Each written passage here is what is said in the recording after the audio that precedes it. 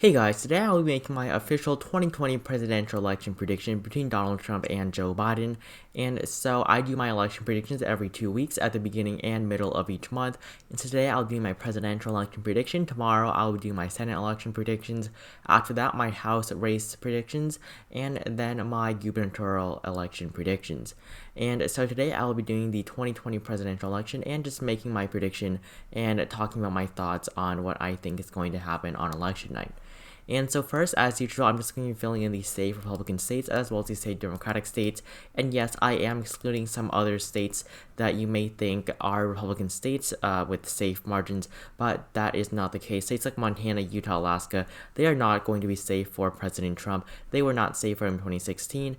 And so that's why I'm not classifying them as a safe state. I see that in the comments a lot. How I don't classify states like Montana and Utah as safe for Donald Trump. And just polling data just suggests that Donald Trump doesn't even have safe margins in either of these states. He has not polled with an over 15% margin over Joe Biden in any of these states. And so how I do my classifications, basically the darkest color is safe for either candidate, and then this lighter color is a likely margin. So safe basically means 15% or more for either candidate, a likely margin means 7 to 15%, and then a tilt margin, which is this lighter color, means 2 to 7%, and then the lightest color for red and blue, basically a tilt margin, which is between 0 and 2%. And so now I'm just going to be filling in the safe Democratic states. And yes, there are many more electoral votes coming out of the safe Democratic states and out of the safe Republican states. That's just how the electoral works, which is why the Democrats always walk into an election with the advantage. So after filling in the safe Democratic states for both Joe Biden and the safe Republican states for Donald Trump, President Trump has 83 electoral votes to Joe Biden with 182. And now I'm just going to be filling in the likely states for either candidate. And basically, these are the states that I think are going to go to Trump and Biden no matter what. But I think that they're not going to be as strong of a margin as you may expect, especially for President Trump. So states like Montana, Utah, Alaska, they're not going to be safe for President Trump. I can promise you that. They're going to be likely margins. He holds ahead by around 8-9% in a state like Montana. Surrounded by all of these red states, Montana is not even safe in polling data for President Trump. Out of state of Utah, he's not polling too well either. He is polling ahead by a very large margin, but not over 15%. And similar with Alaska, only 8-9%. He is not going to carry Alaska with a solid margin. He did not carry in 2016. He only saved by 10%, which is why I don't see why people categorize the state of Alaska as a safe Republican state. It is much more right-leaning than it is left-leaning, but it is not safe for the Republicans at this point. In the state of Missouri, Missouri used to actually be a bellwether state. The state of Missouri went to the eventual winner in a lot of elections in a row a couple of decades ago. However, in 2008 broke its streak. It voted for John McCain by 0.2% and not Barack Obama, who of course won the 2008 election. So it broke its streak, and like Ohio, I think Ohio is very likely to break its streak this time around. However, Joe Biden definitely does have a chance of keeping its bellwether streak alive. And after looking at Missouri, I just think that it might have moved to a lot to the right quite a bit. Of course, it's not going to go to Donald Trump by 0.2%. It's going to go to him by 5-6%, but it's not going to be safe for President Trump. Either is the state of Indiana. The state of Indiana, it might be Mike Pence's home state. Of course, Donald Trump's vice president, but the state of Indiana, Mike Pence was not even popular in the state. He was a very unpopular governor. He was a historically unpopular governor in the state of Indiana, and so he might be from the state. He might draw some voters that want someone from their state to be in the White House, but that's not going to give Donald Trump a safe margin in Indiana. He didn't have it in 2016. He's not going to have it now. As well as that, it's the state of South Carolina. South Carolina is surrounded by states that are moving more and more to the left. South Carolina, I think, is also moving a little bit towards the left as well, just because of their large African American population. But I think South Carolina definitely still likely say it's not going to be within reach of Joe Biden for 2020. However, 2024, 2028, definitely South Carolina will be in play. And then for Joe Biden, I think there are quite a bit of these states as well. Minnesota, this state has not gone to a Republican since 1966, I believe. This was the only state that Ronald Reagan did not win in 1984 when he absolutely crushed Walter Mondale with around 535 electoral votes, 525 electoral votes, I believe, to Mondale with 13. He just carried the states of Minnesota and Washington, D.C., which is why Minnesota is the longest Democratic voting state. It has the longest Democratic voting streak out of any state in the United States. And then some other, I think, are likely states for Joe Biden: Colorado, New Mexico, definitely in the Sun Belt. The Sun Belt is moving much more to the left with the addition of Texas and Utah. I think that this entire area is moving more and more to the left just because of the large amounts of people moving to this area, mostly minorities, and minority votes almost, definitely translate into Democratic votes. And so Colorado and New Mexico definitely seeing the effects of the migration to the Sun Belt. 9 and 5 electoral votes. These states used to be pretty solid for the GOP. However, since then they have shifted much more to the left. And I think that these states are going to be 11-12% margins for Vice President Biden. And then next is the state of Virginia. The GOP in Virginia has not won a statewide election in over a decade. So Virginia really, the GOP in the state of Virginia has basically become obscure, and Virginia is going to go to Joe Biden with a likely margin. He leads by over 10% in the state, similar to Colorado and New Mexico, and I think that Virginia is definitely going to be a state that Joe Biden holds for the Democrats. And then after this, I think that New Hampshire did only go to Hillary Clinton by 0.4% in 2016, but Joe Biden leads in polls here by over 10% very easily. So I think that definitely the state of New Hampshire is going to move to the left quite a bit from 2016. A lot of Democratic voters just did not show out for Hillary Clinton, as a lot of voters did, and a lot of them voted for Trump just because of their dislike for Secretary Clinton in 2016.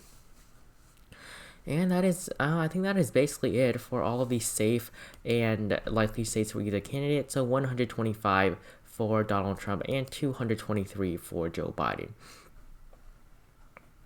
And now I'm just going to be moving into the lean state column for either Biden and Trump. And really, I do not think that there are any really lean Republican states for President Trump. But Joe Biden, I think that the 2nd District of Maine, as well as the 1st District of Maine, I forgot to cover this earlier, but I think they're going to be likely Democratic areas just because they've been pretty consistent for the Democrats. In the 2nd District, honestly, I think it is a pure toss-up, but I'm giving it to Donald Trump. He won it in 2016, and he's leading in the polls here by 1%, so I'm just going to give it to him with a tilt margin. So this just basically finishes off the state of Maine, and with that, I'm actually going to finish off the state of Nebraska as well. Basically, these two states split their electoral votes, so 2 electoral votes from their at-large votes from Maine and Nebraska, and then Maine has 2 congressional districts. Whoever wins these districts gets 1 electoral vote each. Same with Nebraska, except it has 3. In the 2nd District of Nebraska, polling pretty well for Joe Biden, 5-6%. Definitely, I think a lean margin for Joe Biden is very likely in the 2nd District of Nebraska. And then next, looking at these states in the Sun Belt, I'm just going to start off with the Sun Belt first, moving to the Rust Belt, and then the Atlantic coast in the southeast. So first, looking at the state of Nevada, I think it's going to be a lean state for Joe Biden. This state was actually expected to go to Donald Trump in 2016. He was actually leading in the polls here right before the election, but Hillary Clinton was able to carry this state. This was really the only state that people didn't expect her to carry, but she did. 6 electoral votes, very good for Joe Biden at this point. He's polling in the ahead in this state by around 5-6%. So I think Nevada definitely going to go to Joe Biden with a lean margin. However, a likely margin I think is out of Biden's grasp at this point. And then the state of Arizona, I had quite a bit of trouble actually categorizing this state just because I am pretty on the edge about whether it's going to be a tilt or lean state. However, I decided that it would be a lean state for Joe Biden just because it has moved to the left quite a bit. And people in Arizona are not very approving of Donald Trump's performance. They did not like Hillary Clinton either, which is why Donald Trump was still able to carry the state. However, the city of Phoenix is the fastest growing American city in the world. Not in the world, the fastest growing city in the United States. Sorry about that, which basically means that a lot of people of color, Hispanics, Latinos are moving into Phoenix. And of course, that just directly translates into Democratic votes, which is what I think is going to bring Biden over the edge here. With Mark Kelly running a very successful Senate race in this state, I think that he's going to draw out a lot of voters for Biden as well, as he is definitely going to outperform Vice President Biden in the state of Arizona. And next, in the state of Texas, it's not looking good for President Trump right now. He won the state by 8%. He may still be leading in the polls here by less than 1%.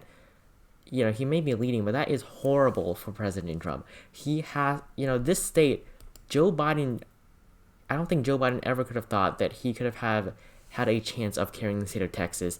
The state of Texas is not important for Joe Biden's campaign at all. They have so many other pathways to victory, but Donald Trump, he cannot lose Texas. If you look at this here, if Joe Biden wins these states and he carries Texas, he wins the election. So Donald Trump cannot lose Texas. So I think that Donald Trump is still going to carry Texas by a very slim margin, definitely a tilt margin, 0 to 2%. I think that a less than 1% margin is very likely for Donald Trump in the state of Texas, just because of the huge amounts of COVID-19 cases in the state, as well as the state of Texas, along with most of the Sun Belt, is just moving more and more to the left. I think that in the future, the entire Sun Belt and the entire Pacific and Mexico bordering regions of the United States are all going to flip blue in the very near future. But Texas 2024, 2028, definitely within reach of a Democrat. However, 2020, I don't think it is. I think Texas has a little bit further to go. But 30 electoral votes are very important for Donald Trump. He cannot lose this state, so I'm just going to give it to him just to keep his electoral hopes alive. And then now I'm going to be moving into the Rust Belt. Basically, this is the Midwest of the United States, where basically all of the industrial areas used to be. So first I'm just going to go from left to right. First with the state of Iowa, I think a tilt margin for Donald Trump. I do not see this being a unlikely or even a lean state at this point. It did go to Donald Trump by over 9% in 2016, but that's not happening in 2020. He is barely pulling ahead in this state. He's pulling by less than 1%. Biden has been ahead in the state for quite a while before that. So definitely a tilt state for Donald Trump, but I still think it will go to him, as well as a very contentious Senate race here as well between Joni Ernst, the Republican incumbent, and Teresa Greenfield. So I think that Iowa is pretty in the middle at this point, similar to Ohio, which I'm going to talk about in a few moments. But I think that Iowa will not flip in 2020. It did go to Barack Obama twice, but Donald Trump won the state by over 9%, and that was pretty surprising. But 2020, I don't think it's going to be that big. And then I'm actually just going to talk about the big three, the states of Wisconsin, Michigan, and Pennsylvania. In my opinion, these are the three most important states for both Joe Biden and Donald Trump, because if we give Donald Trump basically all of these other states, these states he won in 2016, North Carolina, Georgia, and Florida, none of them at 270. If we give him Ohio as well, he's not at 270. Basically, it is whoever carries more of these Rust Belt states, they're going to win the election. Basically any combination, as well as to carry two of these Rust Belt states. If Trump wins the remaining toss-ups, whoever carries most of them wins. As you can see, 274, and then if Biden carries it, 280 for Biden, 258 for Trump. So these are the three most important states, and these are really the only states Joe Biden has to win on top of these states that Hillary Clinton won. And he already won the state of Arizona, so Biden doesn't even need Wisconsin. He can just win Michigan and Pennsylvania, and he doesn't even need Michigan. He can win Wisconsin instead of Michigan and still be at 274, which is why I think that these states are looking very good for Biden. They're both polling, all three of them are all polling for Biden by over 6-7%. That it seems to have been the average over the last couple of weeks. I was going to put the state of Michigan in the likely column, but I just think that loading from 2016, it's going to be a little closer, as Hillary Clinton was expected to carry all three of these states. But 2020, I think, is going to be lean margins, but I think Biden will definitely be able to flip these states back for the Democratic Party. And then finally, we have the three last states, these states of North Carolina, Georgia, and Florida. North Carolina, a lot of people may disagree. I think that half the people do, but honestly, North Carolina is 50-50, but I think it's going to go to Joe Biden at this point, less than 1%. Margin, so a tilt margin for Joe Biden, but I think it's going to flip. It has been signaling that it's moving more and more to the left. Trump barely carried the state by around 4 to 5% in 2016, but Hillary Clinton was a much less popular candidate than Joe Biden is right now, so I think it's going to go to the Biden campaign. And the state of Florida, I'm going to talk about Georgia last, but state of Florida, I think it's going to be a lean state for Joe Biden. He's pulling in ahead in the state by over 5%, and I think it's going to go to Joe Biden.